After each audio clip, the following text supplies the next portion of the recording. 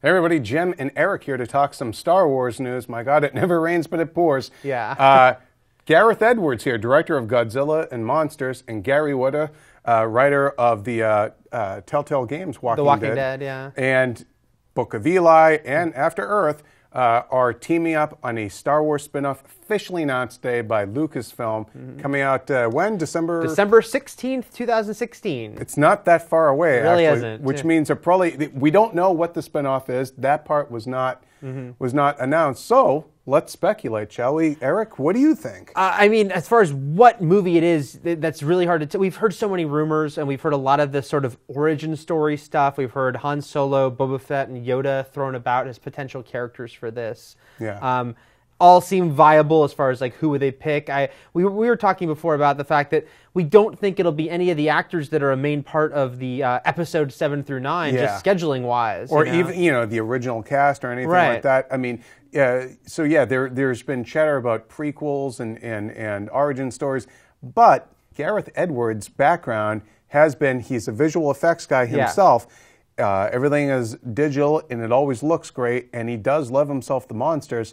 Could we actually see something, perhaps a more unconventional kind of a Star Wars character picked? Like, could this be about Jabba or something? I don't know. Or I wonder if it is, say, Boba Fett or Han Solo, like it still could mix in like a monster movie aesthetic or idea. Like, you know, it could be Boba Fett hunting down some creature or something like that. Right, right. Yeah, I mean, maybe it's Jackson the Rabbit. Who knows? It could be anything. Yeah. But what do you think of, this clearly takes Gareth now probably out of the running for Godzilla 2, which they had just announced.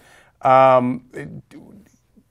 don't know. What do you think about this for his career? Is it a good thing? I mean, it's certain. Look, who would turn it down? And I mean, he's coming off this amazing, this weekend, this moment, because he just had the #1 movie in America open, this great opening for Godzilla, and I can see, all these guys, like all of us, grew up loving Star Wars, and it's really, how could you turn it down? Maybe it's one thing if you're a long-established director, but if you're someone like him who is going to be a very hot person around town, everyone wants him, but I can see being offered Star Wars, you're going to hell yeah. I want to do Star Wars. Do you think this kind of throws a wrench in the machine for Godzilla 2? Clearly, they're not. You got to move fast and something like that. Yeah, I do think that he just probably won't direct it because I don't think they're going to want to delay. I think in this day and age, they want to get that sequel out within the next 3 years at the most. So he'll probably do the thing where he takes a producing credit, kind of like JJ is doing with Star Trek 3, you know, and takes a back seat because this is going to be, this is a Star Wars movie. And we have no idea scale-wise how big these standalone movies will be compared to the episodes. Maybe they'll be smaller, but they're still Star Wars. It's not going to be a little indie, it's going to be Star Wars. You had a very interesting theory based on something from Clone Wars, and given his background with monsters, tell folks. Well, if they wanted to totally cater to me and anyone else who loves Clone Wars and go deep on what is now considered canon, because Clone Wars is canon, they did do a two-parter on Clone Wars once about the Zillo Beast, very much a homage to Godzilla. It was this creature stomping through Coruscant, and I was like, hey, that's canon now. He just did Godzilla. Why don't we do Monsters, which also had big, big alien creatures. There was a little plot thread about the possibly cloning the Zillo Beast at the end of that storyline. I'm just saying, if they wanted to. It's out there. Of all the rumored prequels, though, which one do you think would probably be best suited for being the kickoff spinoff film? To me, I feel like maybe it's Boba Fett, because even though the prequels gave him a backstory, he was still a little kid last time we saw him. Clone Wars dealt with him a little more, but he was still young. And I just feel like there's a real danger in trying to cast anyone as young Han Solo because of you have to be young Harrison Ford. Yoda's great, but I can still see them being like, well, I don't know if we want to do like a whole movie of Yoda yet.